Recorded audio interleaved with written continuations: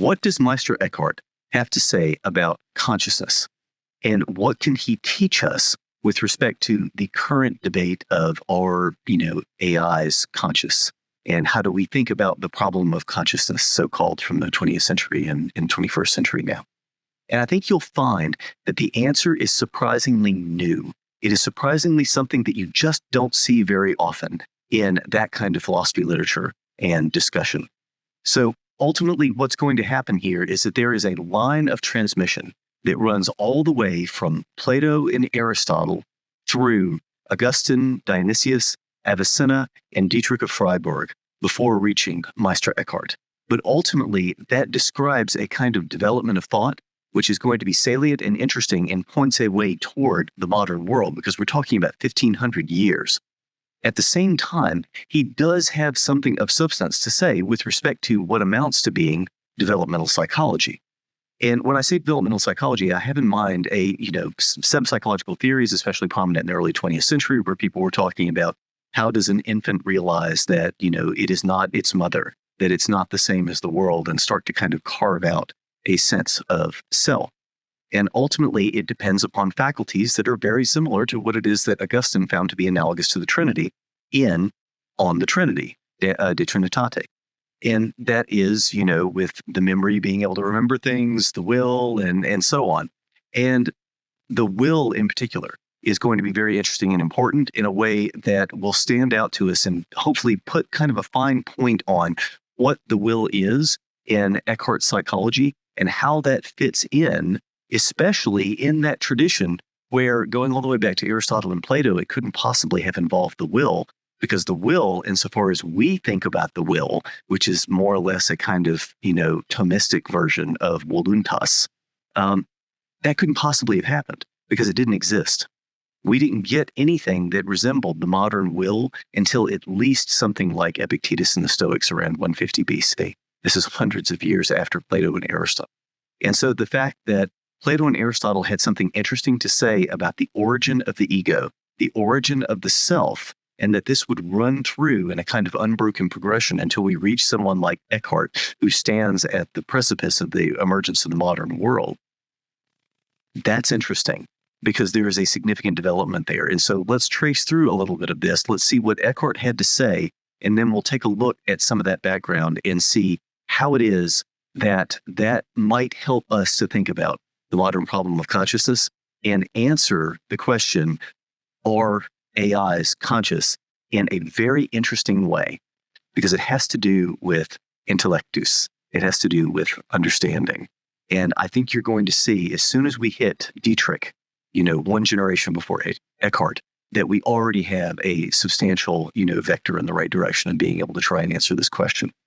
So what did Eckhart have to say about it? Well, first of all, Eckhart was not fond of dwelling on this topic. So this is not a common thing. And this is part of what's strange in trying to answer this question, is Eckhart loved to maintain what I describe as a very tight orbit around God. So it was eccentric. It was an eccentric orbit in the sense that it was, elliptical and otherwise not wholly predictable, but also very fast and very near God. So he would leave only to whip around and come back and, approach the source. So he didn't stay gone from the center of the divine ground, the Godhead and the divine, for very long. And so we have to kind of look at those, orbits and find out where it is that at that farthest point, what did he actually have to say about the descent of the ego? And what he says, of course, is with respect to images built in Eckhart's terminology in the Middle High German. Well, an image, of course, we should be thinking of not only image of God, the Christ is the image of God, man is the image of God, and also images in the form of Platonic forms, eidos, idea. And so these are ideas, they are forms, they are the kind of blueprints for existence, and the blueprints where, according to especially an Aristotelian hylomorphism, you don't see separate from the thing itself, which makes the form immanent in and coincident with the creation. That's going to ultimately be the linchpin. And that's what points this to being a kind of Aristotelian conception of images, a Aristotelian conception of Platonic forms, if you will, because there's a little bit of that. So what is an image? Well, an image for Eckhart is any kind of concept. It's any kind of separation from God, effectively. In other words, it is anything that pushes us in the direction of multiplicity. And so whatever puts us into multiplicity is what, as he says poetically, divides the soul. And so images divide the soul. Now that's revealing. And it's revealing precisely because of, like I said, a hylomorphic sense with respect to Aristotle. In other words, if we think about a la Plato, the forms as being completely separate from the things themselves, then we're going to miss it. We have to think about this in an Aristotelian way. In other words, we have to think about the forms as only existing with the things themselves, with the manifestations. And so this is what gives us Eckhart's conception of the intellect, of understanding. So intellectus, we can talk about this as either intellect or understanding. And so understanding is such that when you have understanding, the only possibility for understanding is when it is beholden of a certain thing. In other words, consciousness always has an object. And this is something that we're going to get in the 19th century. And so you have consciousness is always consciousness of something. Now, there are two aspects of this that are very important in the phenomenological tradition, going all the way back to Brentano in the 19th century. And it's exactly the same kind of thing that we get in the ancient world, and especially in the early Christian world. So stay with me for a second. I know there's some kind of terminology and a lot of philosophical history here, but I promise you it does hang together. It does make sense. So you have consciousness as always being a consciousness of something. So consciousness is never without contents. It always has to have a consciousness of something. But consciousness always also has an intentionality. Intentionality is the word that we get going back to Brentano, which describes a kind of vector. It describes a directionality to consciousness. And I realize it's kind of weird with intentionality. That's not the way that we normally use the word, but that's the term that we get. So anyway, in the phenomenological tradition, 19th and 20th centuries. So in other words, you have the content. You have something like knowledge, and then you have the vector, something like the will. So the vector is the direction of motion. Consciousness in motion is the will. Consciousness static is knowledge. It is understanding. And so understanding is the consciousness of whatever the object is. But the will compels us to go to different things and compels us to attach to different things. Now, this is where Eckhart is different from Augustine. Because for Augustine, of course, this is going to come in the context of sin.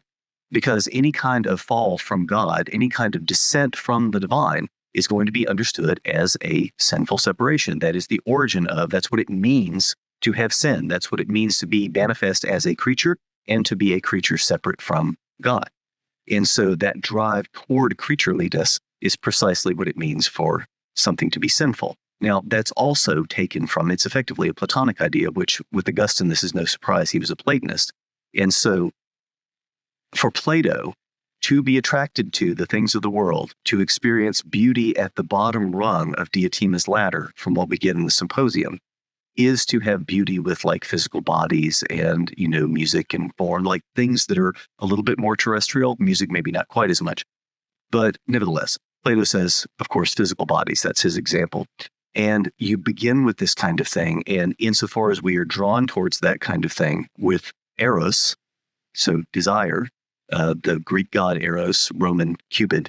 So insofar as we are, drawn with cupidity towards worldly things, that is going to be sinful insofar as it moves us away from divine oneness. It moves us away from the good.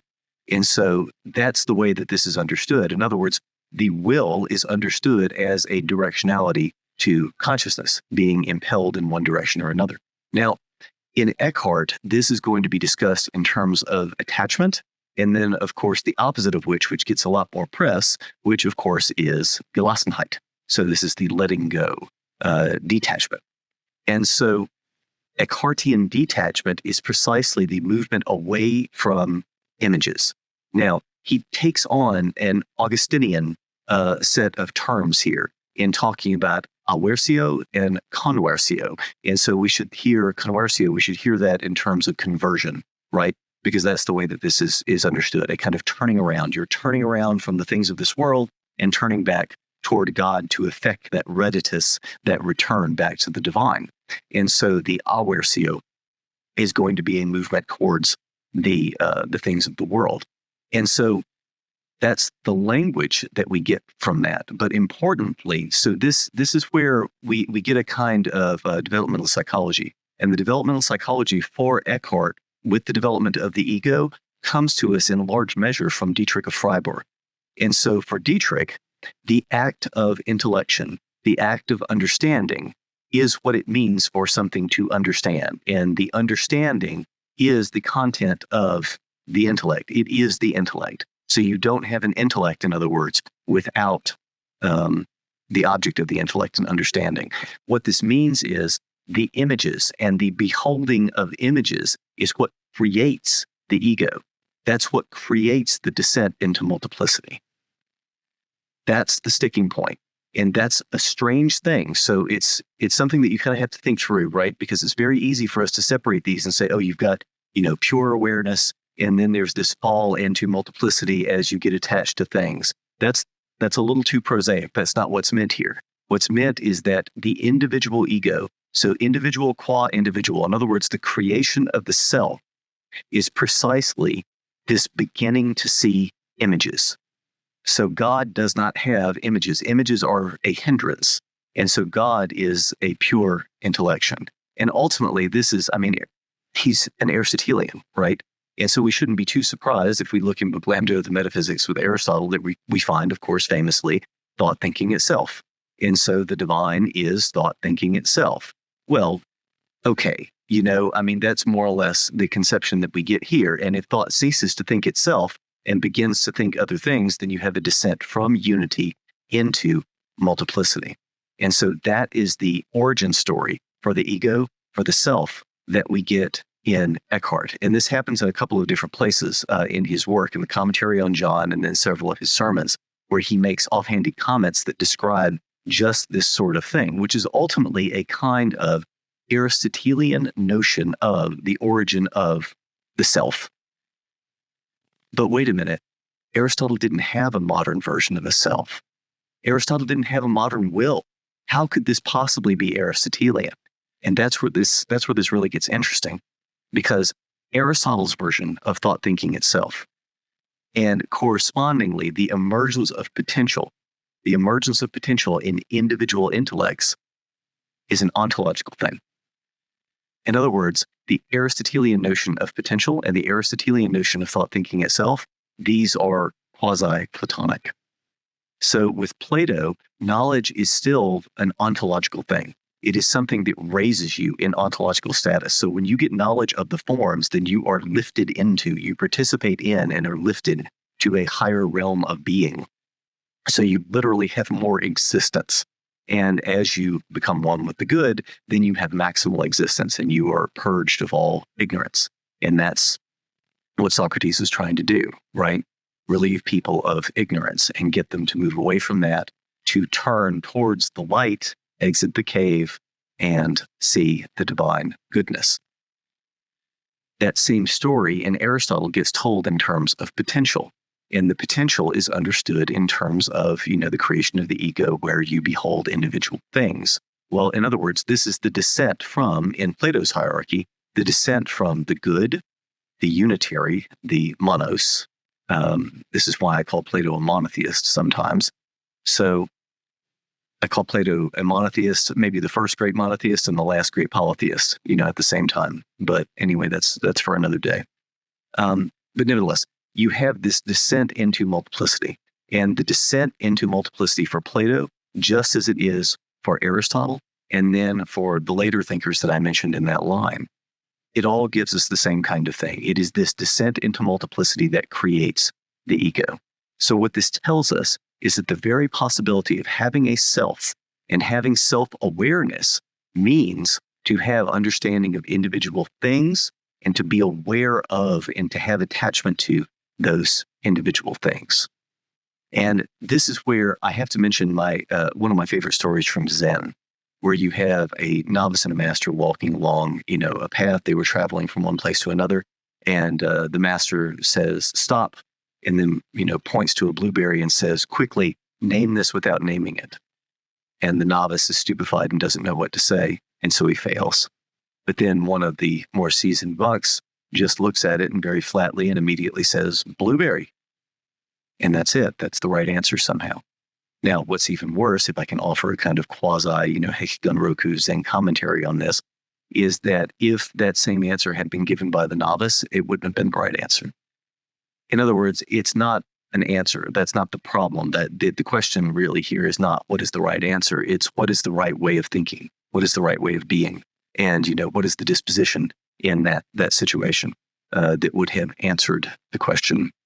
And that's the kind of thing I think that's meant here, is that it is possible to have a knowledge of things without an attachment to them, and without that kind of reflexive, attachment, that seizure of things, that grasping of things, without grasping and holding on to and having attachment to things that the mind tends to do as a product, not just of intellectus. It's not understanding itself that does this. It is the will. And so the will seizes onto these things and separates us by attachment to these things. And this is the way that when I discussed Eckhart and Held, and especially the quote from Jacob's Ladder, that's precisely what you get there, is that if you're still attached to the things of this world, then the fires burn. They hurt. On the other hand, if you are ready to let go of everything, then the demons are not demons. They are angels freeing you from, that which was otherwise just a burden anyway. And so that's the thought here, is that the images, if you are attached to the images, that's where the problem is. And so the attachment is what ultimately creates the self in multiplicity. That's what causes the descent. That's what causes the fall. And that is what it means to have a self for Eckhart. So it's a Neoplatonic notion, but it's also an Aristotelian notion. It's one where, with Avicenna, for instance, in the flying man experiment, we get a kind of precursor to Descartes' cogito, right? Where he asked the question, what would it be if you had a person that was suspended in midair and had no sensory interaction whatsoever? Could they still have a thought? Is it possible for, the mind to still do anything? And the answer is yes, it is still possible. There is a kind of awareness of awareness. There is a kind of bare consciousness. Now, for us, the way that we typically experience this kind of thing, if we are left alone in like a sensory deprivation tank or something of the kind, we are clouded with images. And if we meditate and we try to sit there and, actually calm our minds or whatever it is that we think that we're supposed to be doing in that moment, oftentimes that's enough for us to get lost in the images. Right. And so it's that getting lost in the images that tells us that we are still wrapped up in the tendrils of the will and unable to let go. So anyway, that's the last link in the chain there, I think. And so Dietrich is going to take something like Avicenna's flying man and strip it of what is ostensibly, the Neoplatonic emanation type language there, and leave it with a more pure Aristotelian-esque understanding, intellectus, but not as ontological in the way that Aristotle conceived of it and the way that Plato would have conceived of it, and moves it more towards this more medieval, late medieval, especially notion of the will. So, which is largely the kind of thing, again, that we hear also with Thomas Aquinas, who is one of Eckhart's contemporaries and, in the generation or so before. So that hopefully fills out the story. I realize there's a lot of history that goes into, trying to put all of those pieces together and see what did Eckhart have to say and why in the world would he have said it this way. It's not just him, right? It goes through this kind of, intellectual succession. But the question now, to pick back up with where we left off originally, does this tell us anything about artificial intelligence and consciousness and the hard problem of consciousness and that sort of thing? And now I take more of an Eastern slant on this with respect to the hard problem and answering somebody like David Chalmers or, Daniel Dennett or anybody who addresses consciousness these days, in saying, well, you're asking about the self, but realistically, the self isn't around very often. We are not terribly preoccupied with the self. Most of the time, we're wrapped up in whatever it is that's the object of the will. In other words, the object of consciousness. That we're not actually all that aware of ourselves very frequently. at the same time, this exaggerates the situation and makes it worse and drags us further down. So what is the answer to this? I mean, well, okay, this conversio, as with Augustine and the Neoplatonists, and then all the way to Eckhart, is being able to turn around, ascending back up the ontological ladder and kind of purifying and seeing things without images. Now, what does that mean for artificial intelligence? Is it possible for AI, first of all, to be conscious, and then secondly, to be a mystic?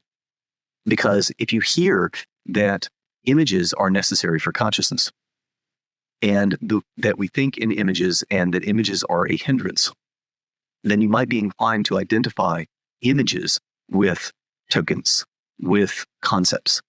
And if AI is ultimately, in an almost Sapir-Whorf kind of way, determined by its language, so if its structure of thought is determined by the possible, basically, the universe of observable things. So this is the universe of things that it can think with, which is apparently all of its tokens.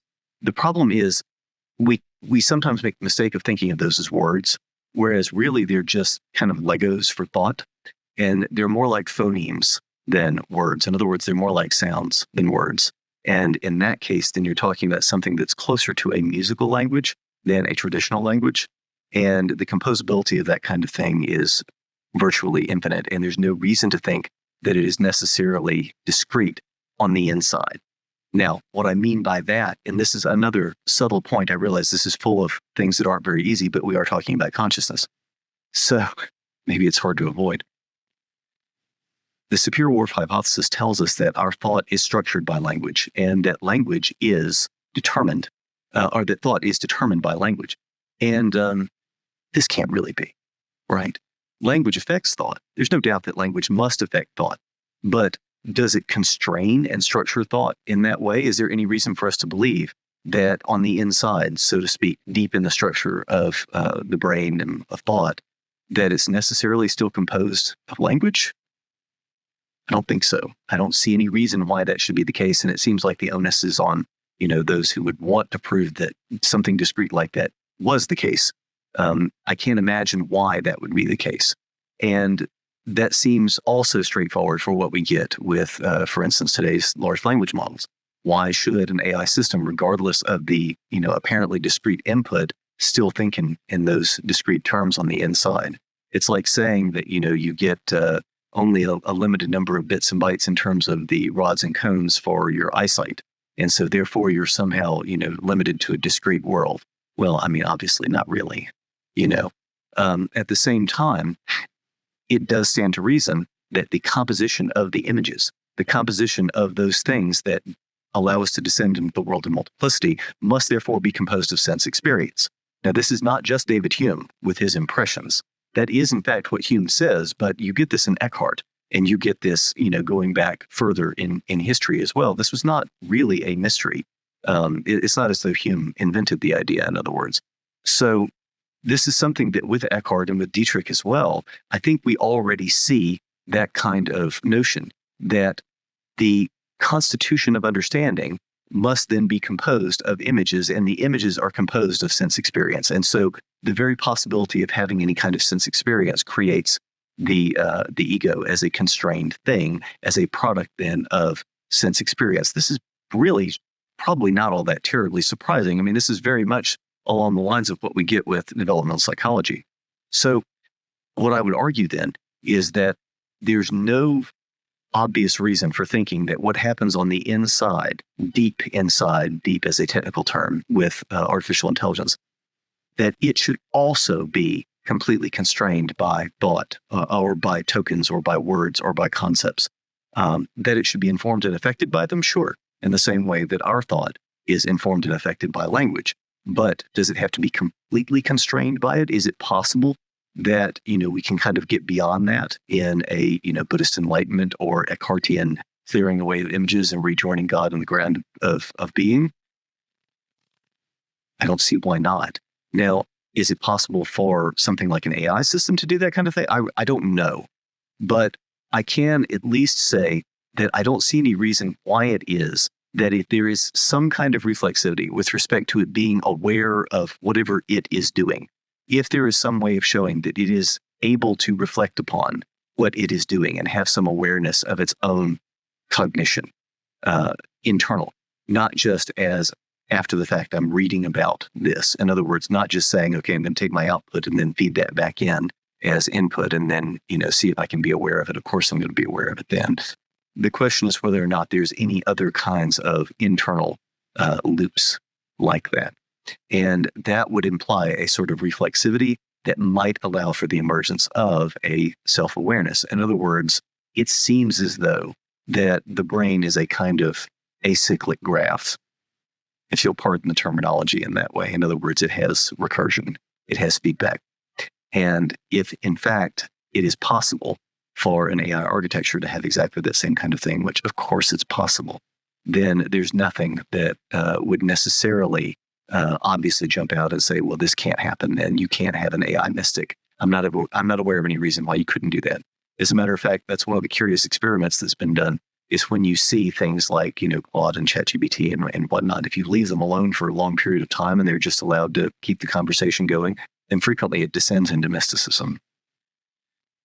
And so, all roads lead to philosophy, right, on Wikipedia and apparently with AI. So anyway, that's kind of interesting perhaps, but I mention all of this in the context of trying to, help a conversation that is otherwise frequently stale with respect to the modern discussion of consciousness, and suggest that maybe, this Dominican friar in the 1200s and early 1300s does in fact have something interesting to tell us about consciousness, because there is something in that kind of theology and philosophy going all the way back to Plato and Aristotle that modern theories of consciousness missing. So I hope this was useful. I hope it was good to think with.